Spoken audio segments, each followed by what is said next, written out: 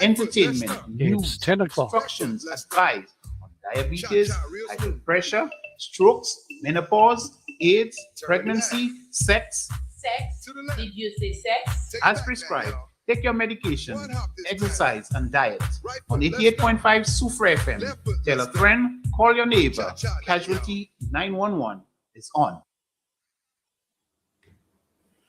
Good morning, everybody, and welcome to a new edition of Casualty 911. Today, Monday, the 20th of April. It is a pleasure to be back here again. I am your host, Fawn Minviel, and today I am all alone.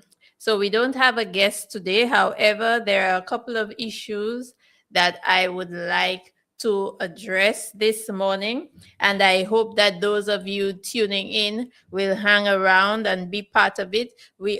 As usual, we appreciate all of your comments and your questions. So feel free to send in your comments as you hang around with me today from 10 a.m.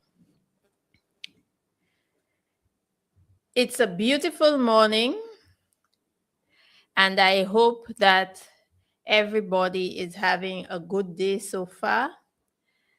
Unfortunately, there has been some tragic incident in Soufrière yesterday, and for those of you who were affected, I hope that you will be able to deal with the effects of that situation. Condolences to the family and friends of the deceased and to the wider community. Also, for those who were injured, I am wishing you a speedy recovery. I am wishing the family that you will have the support that you need to get through this situation. For those of you who may need a little extra support, a little somebody to speak to, who may need a little extra, more than what is available within your immediate family and friends. Last week, we had with us 2 members of the mental health team. And as we indicated, the mental health services at the Soufrière Hospital the services are available to everybody. So anybody who may feel the need to access those services, please feel free to do so. Sometimes these events are quite traumatic, and they affect people in different ways. So one of the things we often hear is when we have such occurrences, sometimes you may hear people telling you to be strong, and that may not necessarily be what you need to hear at the time, or you probably need somebody to talk to. You need somebody to validate whatever it is that you're feeling. So remember that these services are there, they're available to you. Please make use of them if you need them. On another note, today is the first day back at school. I know some children may have been very excited to return to school. Some parents may have been more excited than the children to have them return to school after 2 weeks at home, and probably a little longer for some. Parents may have already been at their wits' end, and you're probably very happy that the children are returning to school today. As with anything else, in the third term, there's a lot happening in terms of exams and preparation for exams. But before we go into exams, I would just like to say that I will be speaking a little bit about back to school, as well as all of the mass events coming up surrounding jazz and so on. So in terms of our health and safety. On the issue of back to school, number one thing that I would like to wish all of the children a very successful third term, whether or not you are preparing for the big exams like CPEA or CXC. I am hoping that all of you have enjoyed your time at home. All the children have enjoyed it, and then they are now focused and ready to continue their learning journey, and to not look at it as a burden, but as an opportunity to learn. Let us start with the preschoolers. They will not be doing exams, but I am hoping that parents, if your children are sick, that you did not send them to school sick. I know some of the preschools opened last week, so they already are into their routine. But for those opening today, number one, I hope that they don't have to deal with sick children today, children who are coming in on the first day sick. Remember that if the children are unwell, you need to try to keep them at home.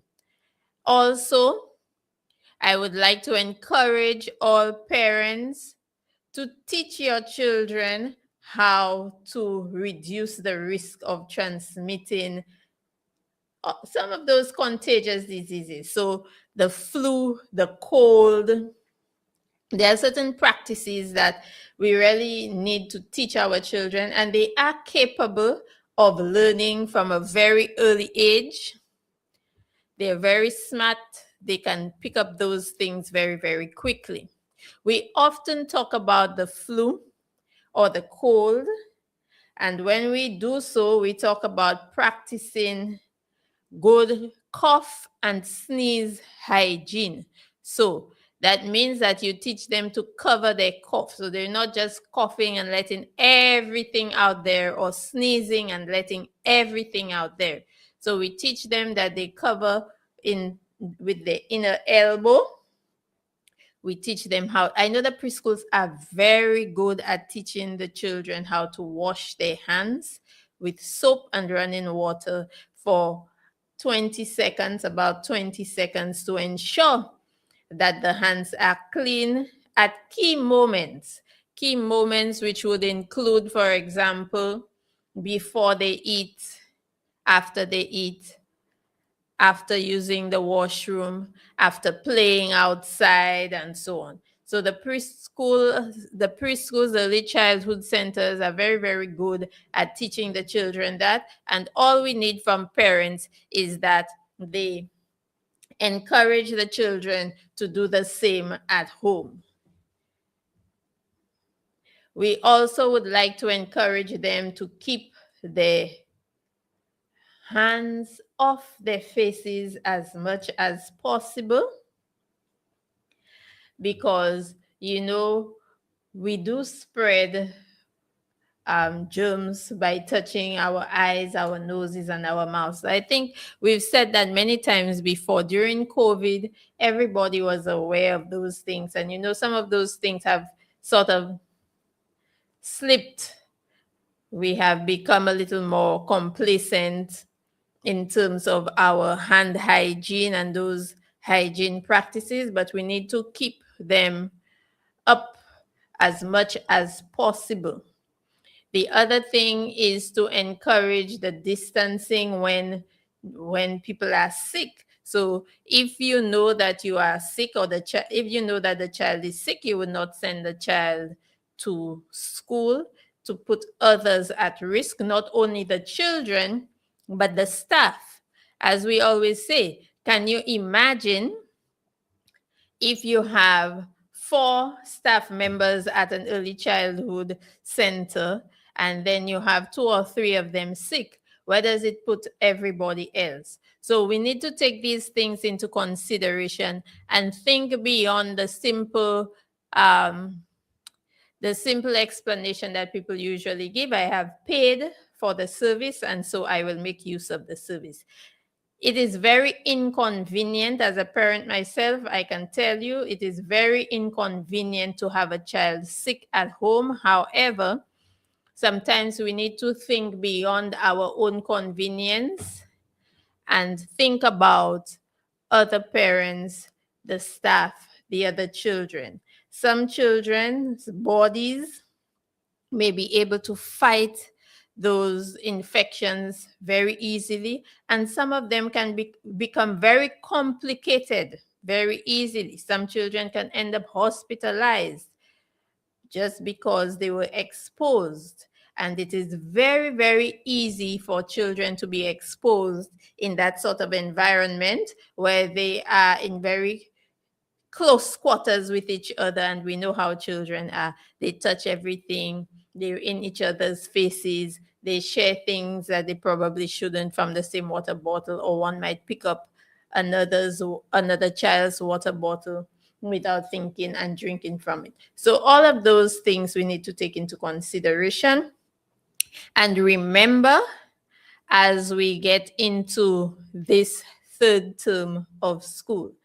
Now, I mentioned earlier that we often talk about the cold and the flu. There are other conditions that are very, very contagious that we probably don't speak as much about. So today I will highlight just a little chicken pox. I don't know how many of you out there have ever had chicken pox. I don't recall ever having had chicken pox. But for those of you who have had it, you probably would not, you know exactly what I mean when I say it's very, very itchy, and it's not something you would wish on anybody else. Certainly not young children or others. You know, in adults, sometimes the scars in adulthood can be so bad, and I don't think anybody really wants that. So chicken pox is very contagious, and it is caused by a type of virus. A person with chicken pox is contagious 1 to 2 days before that rash I mentioned begins, until the blisters have scabbed over. So until they have fully dried. So from 2 days before the rash until they dry up completely. Let us look at some of the symptoms of chickenpox. So you may have a sudden onset of a slight fever, feeling tired, weak. You may have a cough and headache. And then it will be followed by that rash, which is basically you have some blisters on your skin, and those blisters will eventually dry up and form a scab. They can appear on the scalp, in the armpits, on the chest, and even in the mouth or the eyelids. How can we prevent chickenpox or reduce the risk of getting chickenpox? Chickenpox, remember, both children and adults can get chickenpox. How can I prevent the spread of chickenpox? If you have chickenpox, you need to practice good cough and sneeze etiquette. As we mentioned earlier, you cover your cough and your sneeze. If you are sick or you are in the company of somebody who is sick with chickenpox, ensure that you use a mask covering your nose and your mouth. Try as much as possible to stay away from others if you have chickenpox. So there should be no contact, no hugging, no kissing, no sharing of items like cups and utensils and towels and so on. If you are sick with chickenpox, You should not go to school or go to work until all of the blisters have dried up completely. You need to try as much as possible to have the especially commonly used surfaces disinfected, and take medications as prescribed by the doctor, and try as much as possible to avoid scratching the sores. I know some of us, when we have the scab, or when we have the scab, we have anything, we, as we say, a boil, a button, a rash, we like to pick our skin. So try as much as possible to avoid that. I know there are a lot of people have a lot of remedies out there that they use when they have chicken pox, other than what they get from the doctor. Just ensure that whatever you are using safely. Wash your bed sheets, your towels, your anything that has been used by the infected person. Please try to wash them separately from everybody else's own. Use gloves to try to avoid exposure to the virus. So most commonly, chicken pox will be gone, the rash will be gone within 7 to 10 days after it appears. Usually it will be gone within that time. If that is the case, within those 7 to 10 days, it has completely dried up, it's gone, it's okay, then you would return to school or work. But as with anything else, if you are infected, by all means, go to the doctor, get a little checkup. Don't stay home and assume. Go to the doctor, check it out, so that you know, so that you can be guided as to how to deal with whatever it is that you have. Because, sometimes we may think it's one thing and it's something else completely.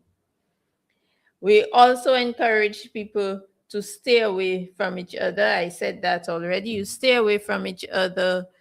Don't touch another person's blisters and so on. If you for any reason need to care for somebody who is ill with chickenpox, take as many precautionary measures as possible. So, for example, you would use a face mask, you would use gloves, and so on to deal with that person.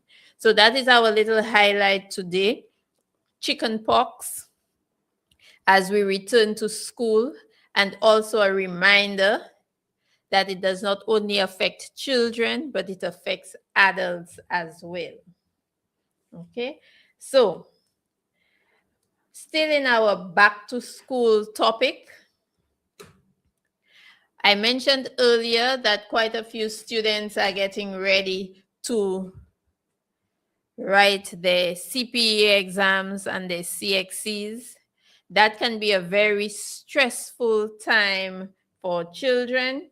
It can often trigger feelings of being stressed, feelings of anxiety, and so on among the children. And if I dare say, parents as well.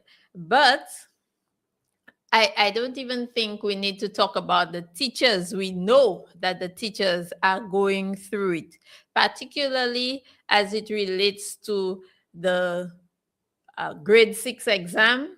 We know that the teachers have quite a lot to deal with.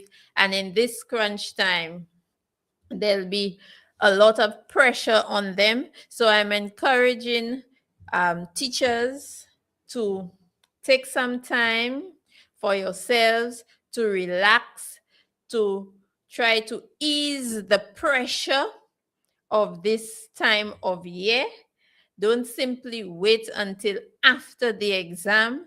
Take little breaks in between where possible to de-stress.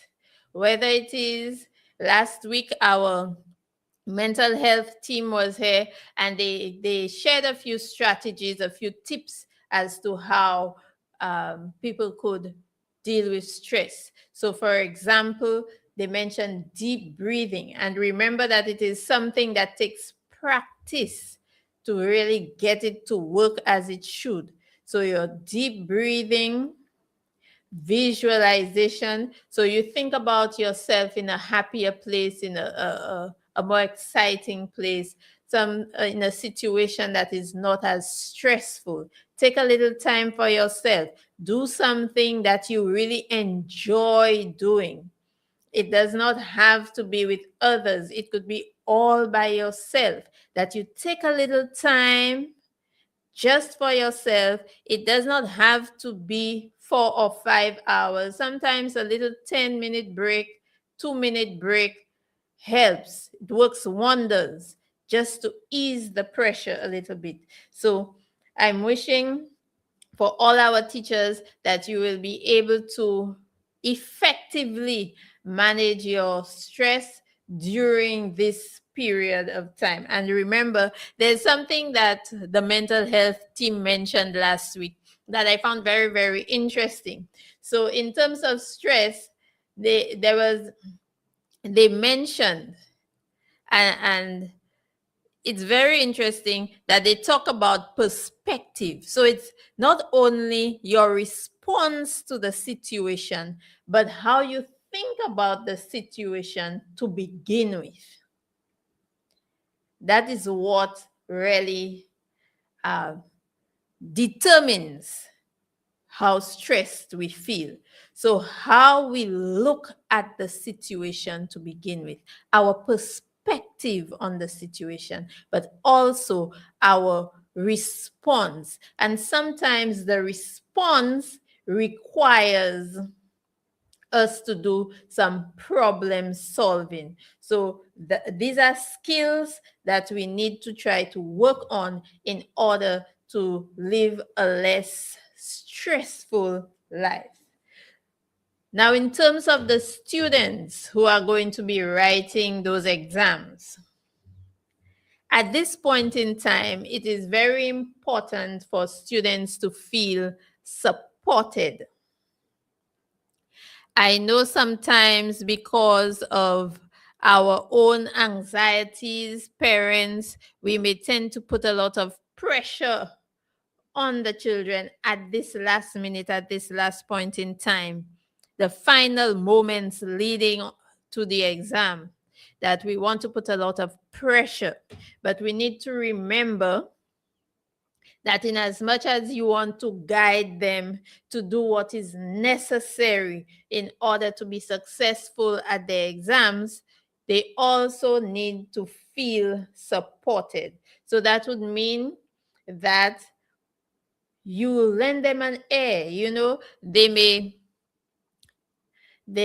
have feelings of anxiety. They may feel that they are not adequately prepared, and they just want to share that with somebody. They don't need you to come and tell them, oh, but when I tell you go and study, you didn't do this and you didn't do that. That is not quite the time for that. Yes, we can bring it up, but it is the way that we are going to approach those sorts of situations. So provide them with an ear, listen to them, encourage them not only in words, but provide the right environment in which they can feel supported. So, for example, if a child has been studying from morning, it is and it's coming up to lunchtime and so on, we can prepare a little something for them to eat. We can encourage them probably to take a little 5-minute break, but we should not be pressuring them that they have so many other chores to do. Let us help them to plan so that if the chores have to be done by them, Let us help them to plan so that they know that at a specific time they are expected to do such a thing. And if it is that the child is really focused, really concentrating on their studies, maybe we can help them out. I'm not saying that we should make it a habit, but during this period of time, this is one of the things that may help them to maintain the focus that is required to get their studies done. So we should be providing them with nutritious meals. Help them to get enough sleep. So ensure that the sleep routine is in place, that they're getting enough rest. If it is that we have to take away the devices so that they will actually go to sleep, so be it. For those of you who were tuned in last week, you would have heard our mental health team talking about the importance of sleep in reducing stress, in managing stress. So let us ensure that the children are getting sufficient sleep. We can also help them to study. Some parents are very capable.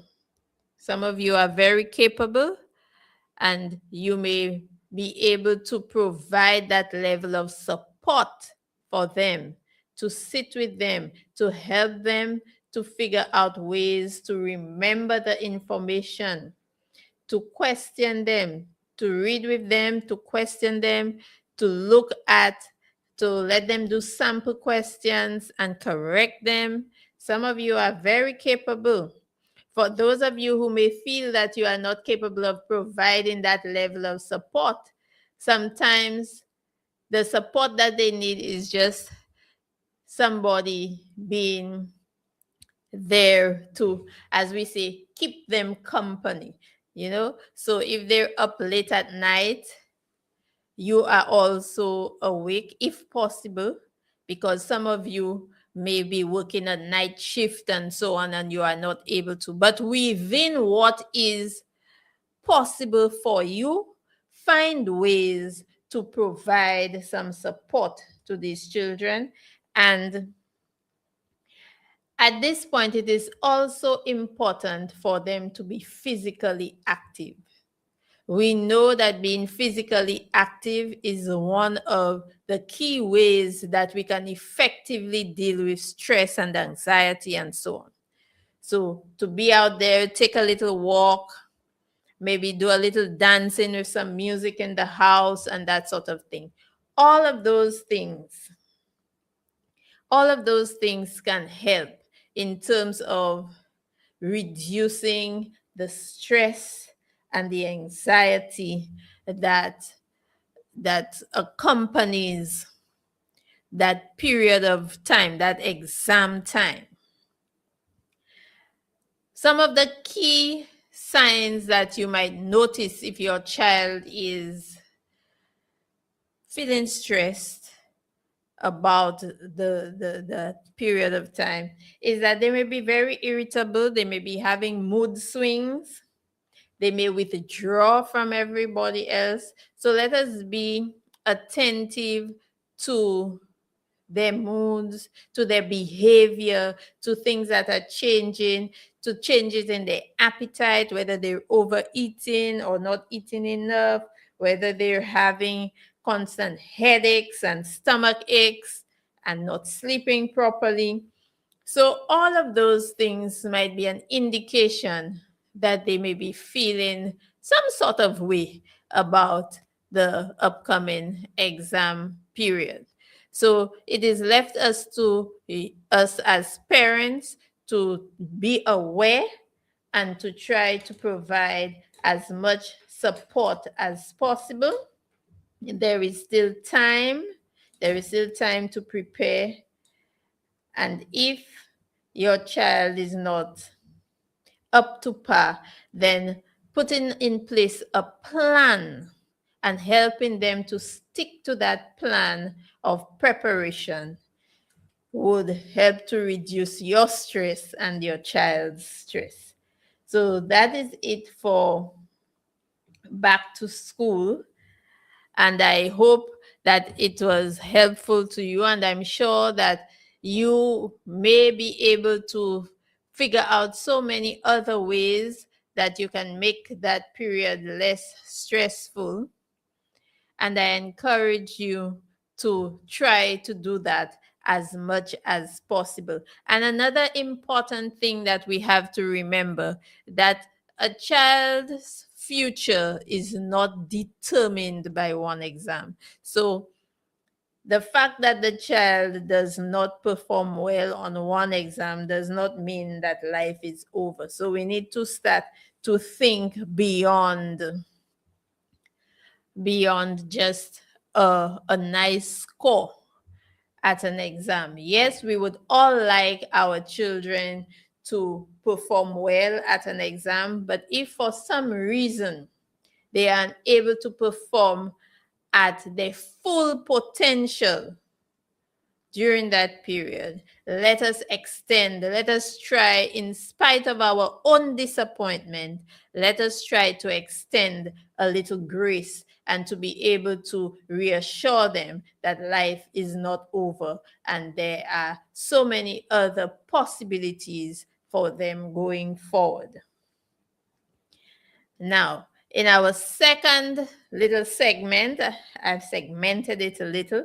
Our second little segment, we will spend a little bit of time speaking about all of those wonderful events that are already happening and are to come during this festival period. So we have a lot of events associated with the jazz. We have so many activities throughout the length and breadth of St. Lucia in so many different communities. And I'm sure a lot of people are looking forward to participating, to attending, and to having some fun out there. So those activities usually come with, number one, a lot of people. They are what we call mass events. So that means there are a lot of people attending, and it may not just be you, and it will not just be you and your little group. There will be people that you know, and there will be strangers, others that you don't know. You may be meeting people for the first time and getting to know people and all of that. And usually, when you go to those events, you would be looking out for food and drink. So let us try to be safe out there, to be aware, number one, of our surroundings, be aware of the conditions under which the food is being prepared. Pay attention to whether the food has been prepared well, it's fully cooked, whether it is the roast or whatever, that you don't have things that are half cooked, that are not fully cooked. Pay attention to other things like how the money and the food are being handled and so on. So that is one of the things, because I don't think anybody carries their own food to those activities. So try to pay attention, be safe out there in terms of what you choose to eat. Some people go out, they don't really eat much, but they will partake in the drinking.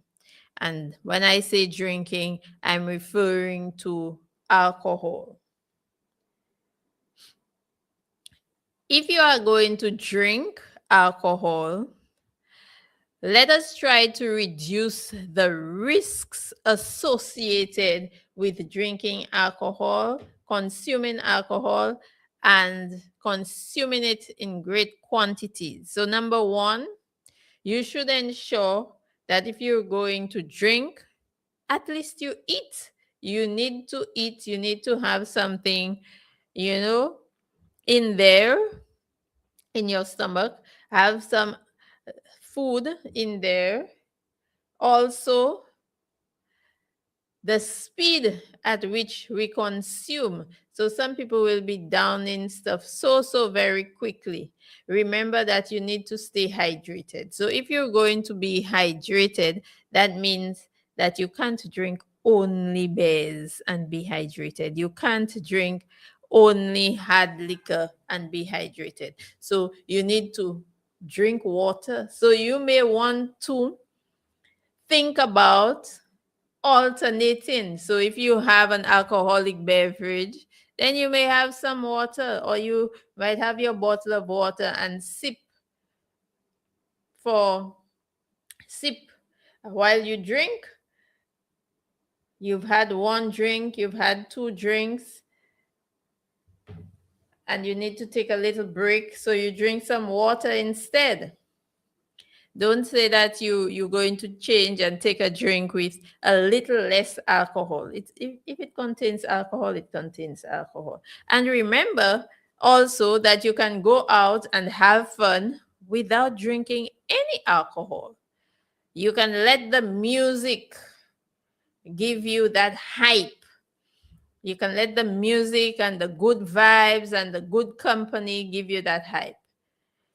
But if you think that you can't, try to be as responsible as possible when you drink. So one of the other things is there's a lot of risky behavior surrounding, events. So number one, as I said earlier, it's to be aware.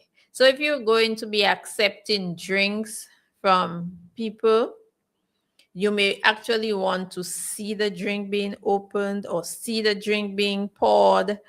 You want to be aware of what's in there. If you have your drink in your hand, make sure that you're holding it in such a way that nothing can be slipped into it.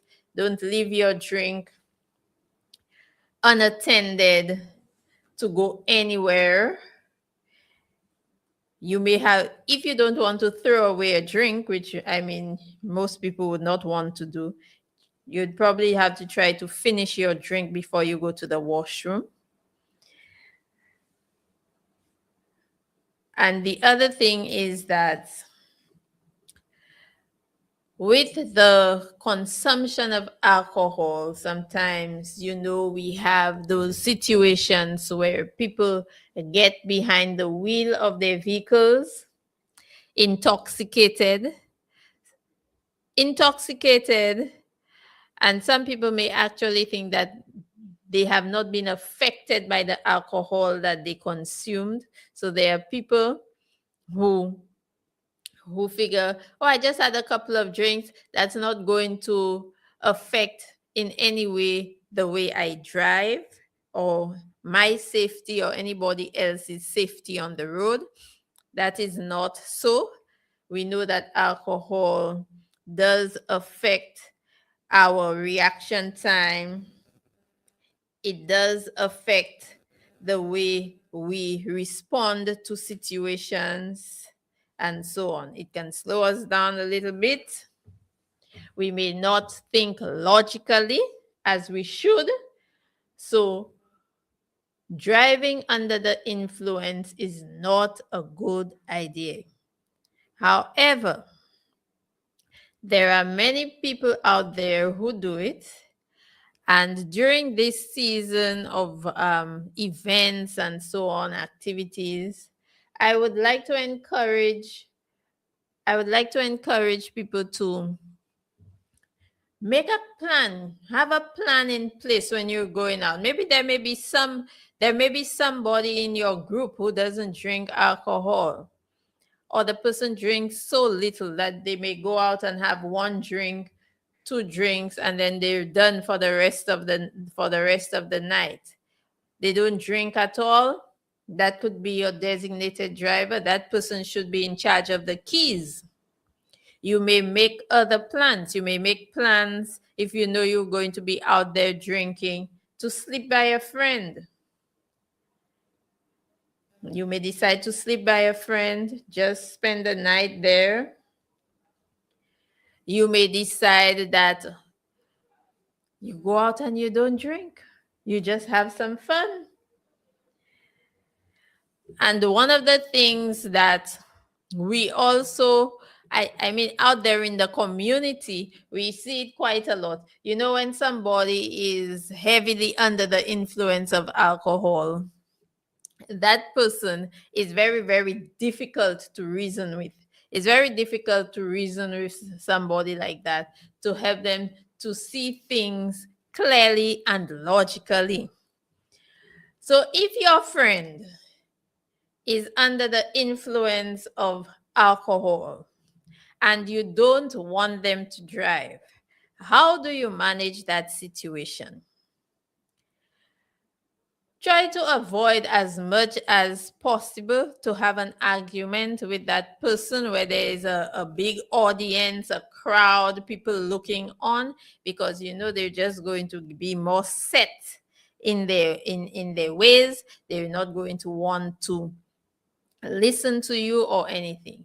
So you can take them aside, speak to them quietly, try to get the keys from them, whether it is to take them home yourself or just to get them to be able to spend a little more time so that they can get out of it and be capable of driving. These are some of the things that we can do. We can offer them, alternatives. Let's go home. Even though I can't drive you home, I can drive you to my home. We can spend the night by a friend.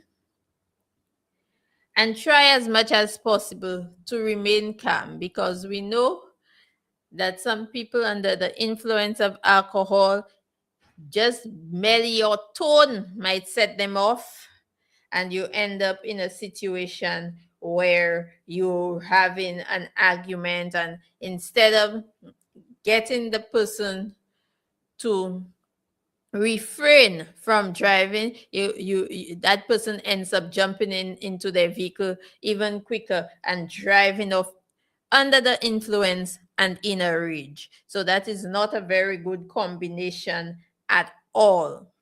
Now, that is something that we tend to take lightly. We laugh at it, but we can see. I mean, we don't have any hard evidence to tell us that a lot of some of the collisions happening on the roads, or the accidents, the collisions that are ending up with with people dying and being seriously injured, we don't have the evidence to tell us that people are under the influence. But from our own community knowledge, sometimes we're very well aware that probably that person had been out drinking prior to the collision. And as I said earlier, alcohol affects our ability, our reaction time, our ability to be focused on the road and to respond in a timely manner when we find ourselves in situations.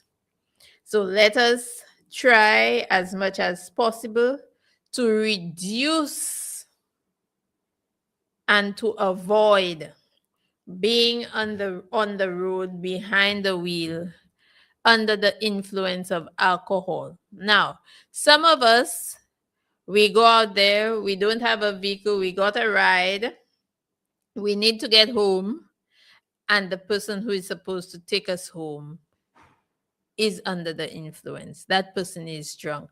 What should we do? Sometimes we take a chance because we want to get home.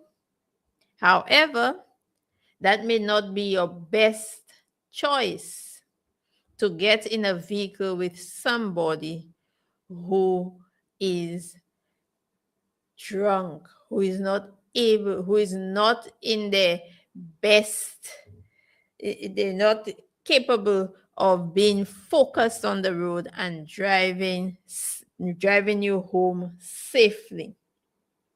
Okay, so these are some of the things that I wanted to highlight for this period.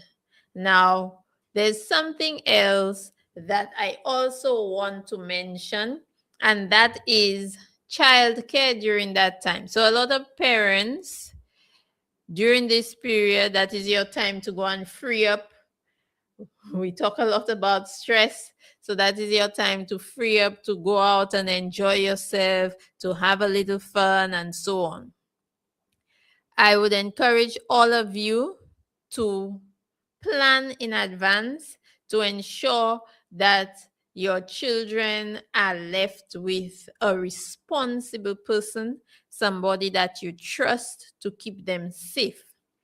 Sometimes we have situations where the children are left with older siblings, maybe teenagers and so. And by the time the parents leave, the teenagers are quick to follow because they have their own plans to meet up with their friends or whoever. And the younger ones are left unattended at home with promises that I will bring something nice for you when I come back. Now, we don't want to leave our children in those sort of unsafe situations. Please make arrangements to have them taken care of by a responsible person. We all want what's best for our children. Let us try as much as possible, even though we want to go out and have fun and release our stress and so on, to have those children safe at home. I have spoken about alcohol and the children and so on, and being aware of our surroundings. When you go out there, you have to be aware of your surroundings. Pay attention to the mood of the people around you, so you know whether the vibe is the right vibe, whether you want to be in that specific position where you are. Pay attention to those things. All of that is part of our safety while we're out there. And I say safety because when we talk about safety, it's also about our health, because if we find ourselves in a situation where we can easily be injured, it affects our health. It affects us personally, and it affects our family members and our friends. So let us try to do the best we can in terms of enjoying everything that's coming up, but being safe whilst we do so. So I would like to thank you for tuning in. But before I leave, I would like to let you know that next week begins vaccination week of the Americas.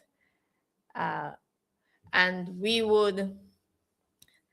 are looking forward to, at some point, having somebody in to speak about vaccination, immunization for children, for adults, where we are at currently in St. Lucia, the importance, the benefits, and so on.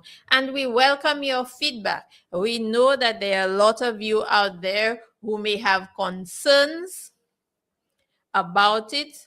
So feel free, when we have the program on, when we have the guest on, to share, to ask your questions, to share your concerns, and so on. We always appreciate feedback from our listening public. I would like to shout out Sheldon. Sheldon is always with us. We appreciate you.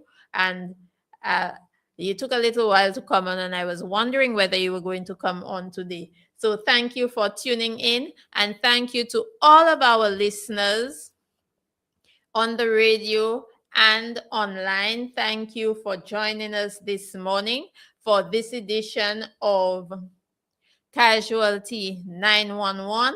We look forward to having you join us again next Monday. So please tune in then and be prepared to give us some feedback, to share your concerns, and to ask your questions. Have a wonderful day and enjoy the rest of the week. Bye bye.